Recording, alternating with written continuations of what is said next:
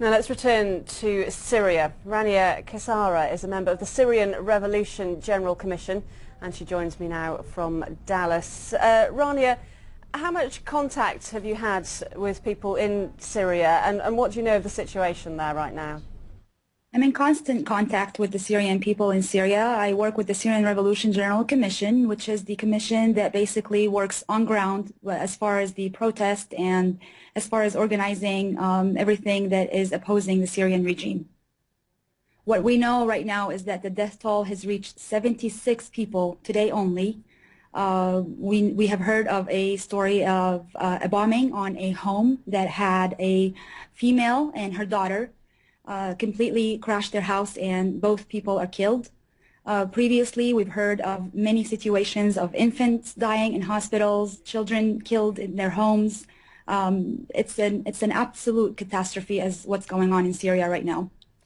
Do you think that the upcoming meeting of Arab leaders in Cairo is going to help to make any difference?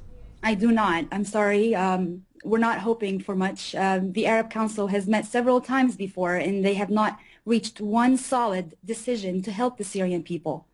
Not just the Arabic Council, I'm sorry, but also the United Nations.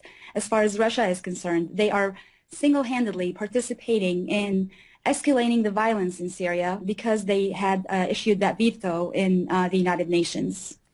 What would you like to see happening in Syria to try and ease the situation? I would like to see an immediate support for the Free Syrian Army. Those are the only people that are trying and working hard to protect the civilians from getting killed. I would like to see more humanitarian support as far as sending donations to the Syrian people. There are situations such as cities lacking food and medicine. Even milk for little children is not available anymore. There are situations where bodies are being thrown on the streets and nobody is picking it up. We need the Red Crescent, the Red Cross to interfere. We need for humanitarian support to be available in Syria. We need for medicine, food, water to be available in Syria. Let me just tell you also one thing.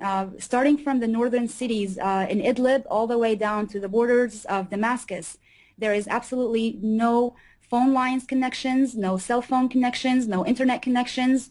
Everything that you're seeing right now that is being sent to you is being sent to you through satellite internet connections, which is extremely dangerous for the Syrian activists to send as it is being monitored. We would like for some kind of a resolution or an order to be sent from the European countries, from the United States to the Syrian government to at least let those people be able to communicate with each other, to let these people communicate with their families and be able to let us know that they are at least still alive. We could be facing massacres being committed in certain cities such as Hama right now, and we cannot confirm anything because we can't reach into the cities.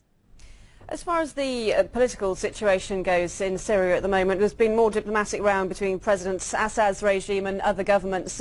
Syria has also told the Tunisia and Libya to close their embassies in Damascus. Why do you think that they've done that? I think all the ambassadors, I think all the countries, if they have any decencies, they will pull out their ambassadors, just like the United States did. I think all the ambassadors need to pull out of Syria to put some kind of a political pressure on the current regime that is killing those people in Syria.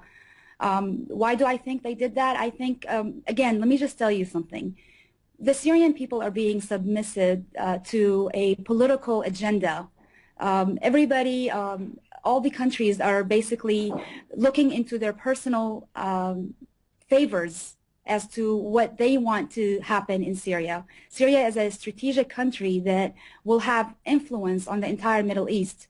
And that's why you see some countries not actively supporting the current revolution in Syria. However, Libya and Tunisia are very much appreciated. They are very much in support of the revolution because their people went through what we are going through right now. Okay, Rania, thank you. Rania Kisar there speaking to us from Dallas.